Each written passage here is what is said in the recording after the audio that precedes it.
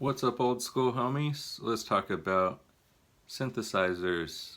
Why are they so mystical? Very mystical music instrument. And I would say the reason is because a lot of people don't know about the music instrument as a synthesizer. It looks like a keyboard, so you're just like, keyboard. Not exactly. It's not exactly a piano. The one I got has no piano sounds on it, but it has piano keys laid out in the same way, so it's kind of camouflage. You think it's a keyboard, it's not. It's really not. So there's that. You could see one in plain sight and not know you're looking at a synthesizer, okay? That is cool. People think that you just have a really badass keyboard. You kind of do. uh, okay, the other thing that makes it mystical, a lot of people don't need it. Like, in most bands, like, they don't have one, like good bands, yeah, they got one. It's not a requirement, but it's easy to just keep adding things in and then add that in. Like, it'll find a place. If you find a player that plays that, it's there everywhere all the time, especially in movies or television. Only synth. Synth is the cool way to call a synthesizer, by the way. Just say synth. Alright. Third thing that makes it mystical, they weren't made in great numbers. Now, when they came out, they always kind of seemed to be a commercial failure.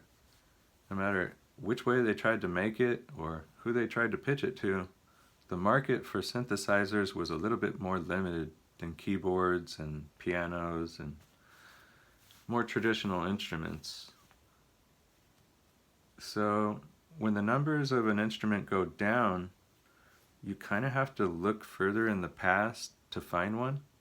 Nowadays, there's a company that's replicated everything, but up until this point, like right now, you had to do what I do and like go back in the past and revive something, or have something handed down to you, or someone showed it to you and you got interested in it and you threw down a lot of money to get one.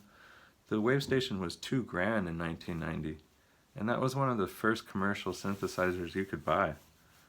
Before that, you had to be like a pretty, far into musician, and then invest some money on top of that.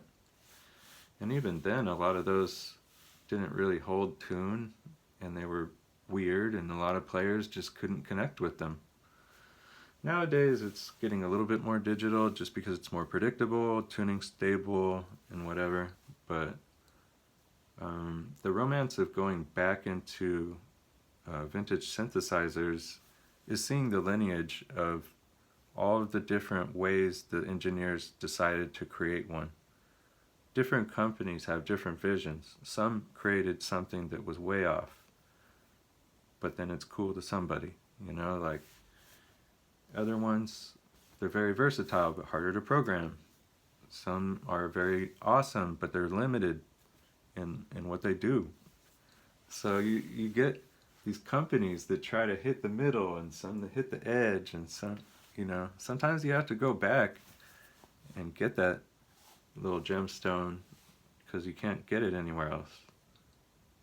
A lot of it's being replicated now by Behringer, but not all of it. Some of it, it's kind of lost to the sands of time. They can't make everything, and it's going to happen all over again where they commercially cannot keep selling all this stuff. I think the way that they're making money off it is pretty much carbon copying what's already been out there. A lot of these machines weren't all that complicated. We like to think they were, but it was more in the development, like I said, with the engineers that made these special in the first place. Synthesizers are coming back though, and the price is coming down. You don't just have to go back into 1990 like I did and dig all the hairballs out of your key bed. Dude, you could just buy new stuff that's cool, like for pretty much the same price that I did it.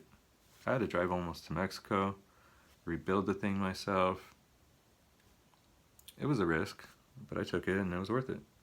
Having older vintage stuff, it's usually built a little bit better.